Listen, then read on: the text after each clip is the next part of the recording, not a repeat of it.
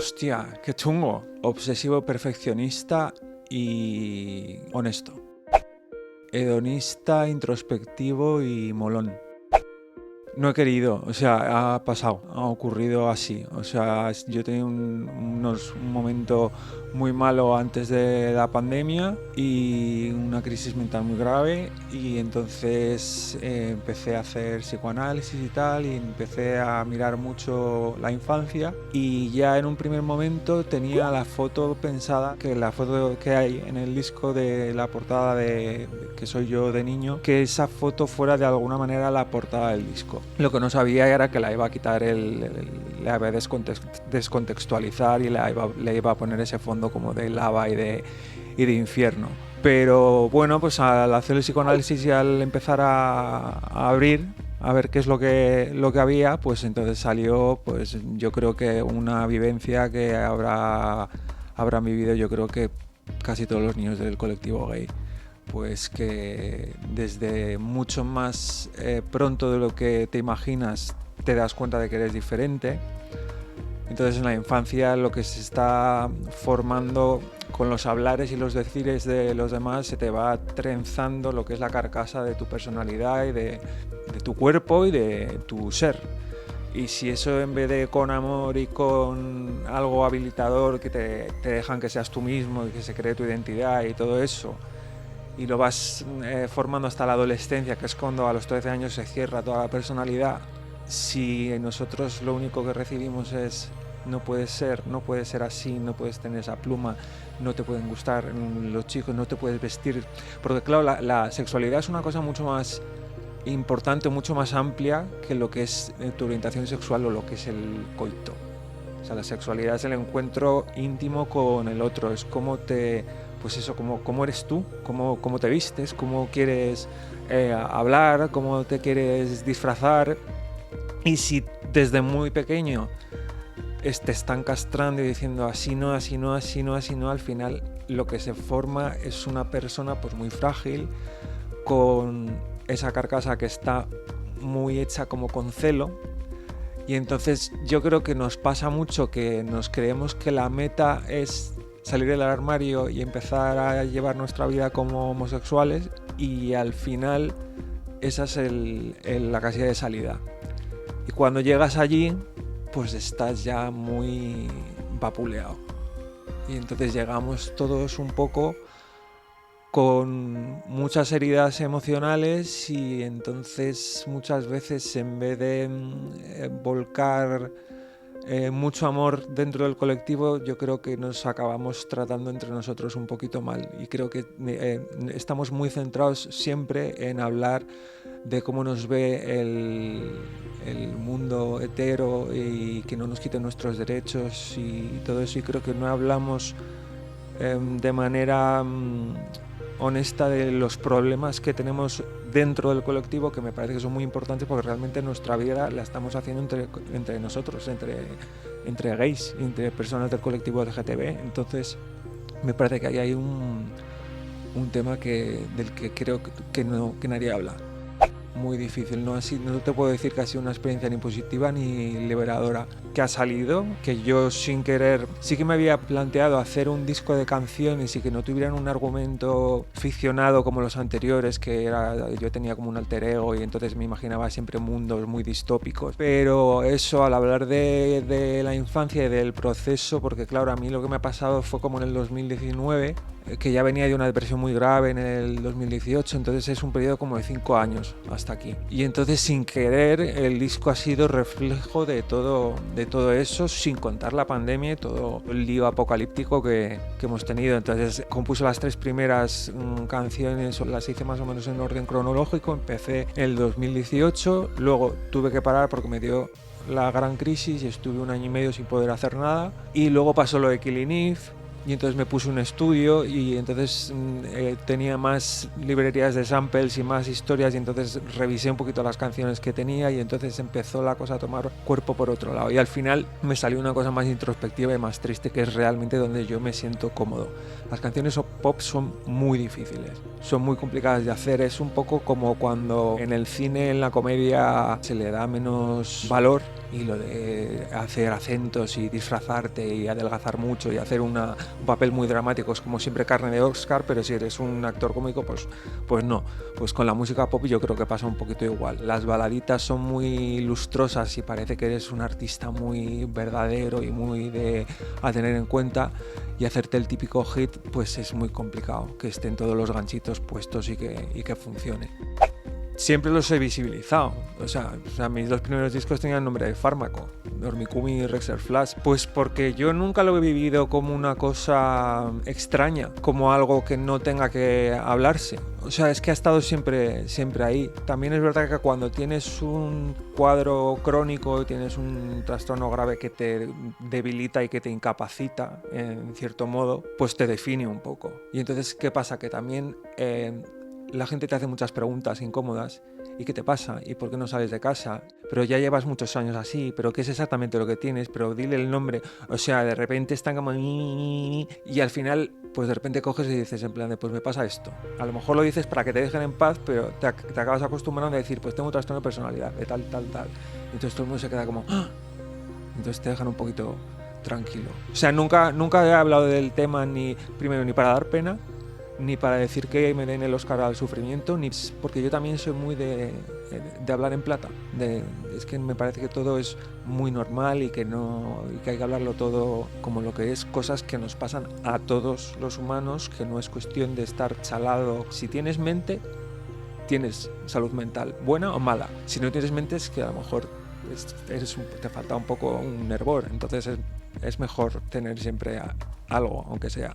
Me parece positivo que se hable, pero me parece que no vale para nada de lo que se habla.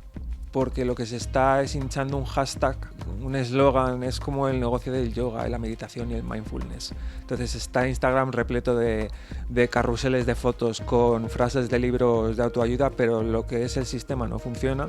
El sistema de seguridad social están muy desbordados, ya estaban desbordadísimos antes de la pandemia, o sea que ahora ya alucinas.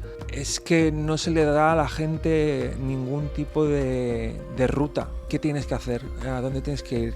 ¿Qué es un psiquiatra? ¿Qué es un psicólogo? ¿Qué es distinto? ¿A cuál vas primero? Sobre todo a la gente que no ha ido nunca y que nunca ha pedido ayuda, que no tiene pasta, que piensan que tienen que ir a un psicólogo que les va a cobrar 60 euros todas las semanas y son 240 euros al mes, pero te puedes ir a un psiquiatra que te diga si tienes algo, o sea, un psiquiatra si tienes síntomas, si tienes ansiedad, si tienes cuadros de crisis de pánico, si tienes depresiones, si te quieres autolesionar, si tienes un problema de adicciones. En ese sentido siempre tienes que ir primero al psiquiatra, y el psiquiatra es un médico, te va a cobrar, a lo mejor si no quieres esperar, que yo creo que nunca hay que esperar 3 meses a que te vean en la seguridad social, te va a cobrar esa consulta, tú te vas a desahogar, te vas a sentir más tranquilo, si te pasa algo te van a decir un poquito lo que ellos creen que tienes que hacer, si hay que medicarte, que no te van a medicar porque sí, o sea que no van a comisión. El psiquiatra, si ve que no te tienes que medicar, es un médico, ha hecho su juramento hipocrático, está ahí para velar por tu seguridad, o sea no te van a forrar de pastillas porque vayas al psiquiatra. Y yo creo que en ese sentido es muy importante ir al psiquiatra primero, porque el psiquiatra te va a derivar mejor al tipo de psicólogo al que tienes que ir, porque psiquiatra hay uno, en el fondo estudian medicina y luego especialidad en psiquiatría. Y psicología es un mundo muy amplio, es indispensable, yo creo que siempre tienen que ir de la mano, tú tienes que tener tu tratamiento psiquiátrico y luego tu psicoterapia, tu psicoanálisis o lo que sea, pero hay muchas corrientes.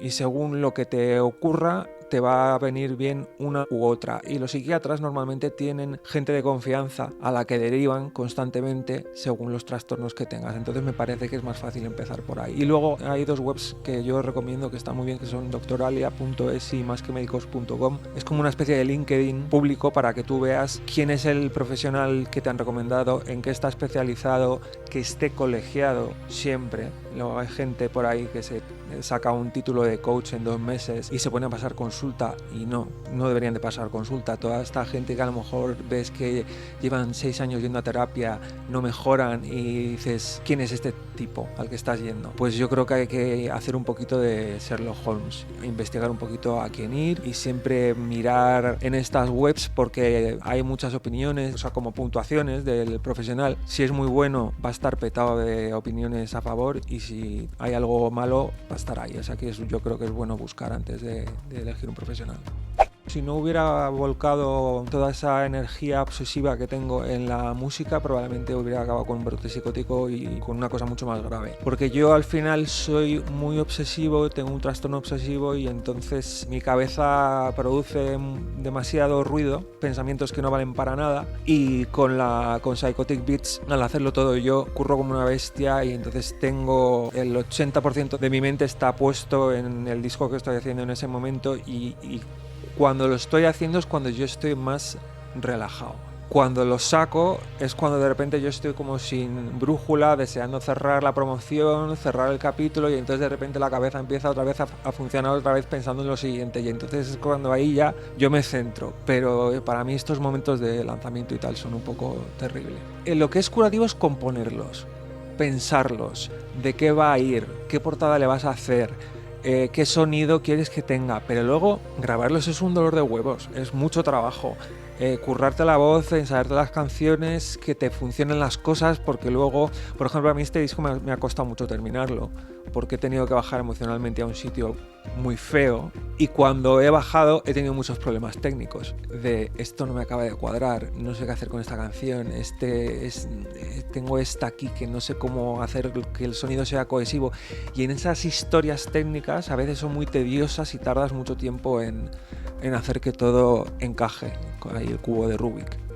Yo siempre he hablado mucho de salud mental, desde el principio, porque mis discos iban sobre eso, y en las entrevistas de promo, radio, etcétera, he hablado mucho. Lo que pasa es que yo llevo 18 años en tratamiento. Entonces ha llegado un momento en el que yo creo que ya tengo algo de perspectiva y que puedo aportar algo, que le puedo servir de ayuda a los demás, igual que a mí me ha servido de ayuda ver a otro en internet o en un canal de YouTube o en su Instagram diciendo, pues me pasa esto, tengo estos síntomas, y entonces de repente dices, hostia, pues a lo mejor a mí me pasa esto, ¿sabes? O sea, llega un momento, además yo creo que cuando tú vienes de pasarlo muy mal, tocas fondo, te has pegado un buen susto de salud y empiezas como a sobrevivir y a cruzar al otro lado, yo creo que tienes un poquito la obligación y la responsabilidad de decir, oye, me ha pasado esto, intenta ayudar.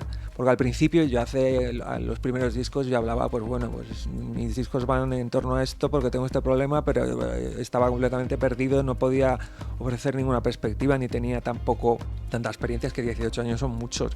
Ya me ha pasado de todo, he ido por la seguridad social, por lo privado, me han diagnosticado de una cosa, se han equivocado, luego me ha pasado otra historia. Cuando ya además llegas al psicoanálisis y empiezas a tirar abajo ese perfil o esa identidad ficticia que tú te construyes cuando reprimes tu forma de ser, tu pluma, tu homosexualidad, etcétera, es cuando te das cuenta de qué es lo que te ha pasado, y en el momento en el que te das cuenta de lo que te ha pasado a ti, de repente te das cuenta de lo que le pasa a todo el mundo, de cómo funciona la cabeza de todo el mundo. Entonces dices, joder, es que esto hay que decirlo, hay que hablarlo. Vamos un poco como autómatas, sin ser conscientes de las consecuencias que tienen en nuestra adultez lo que han sido nuestras infancias, que han sido muy jodidas.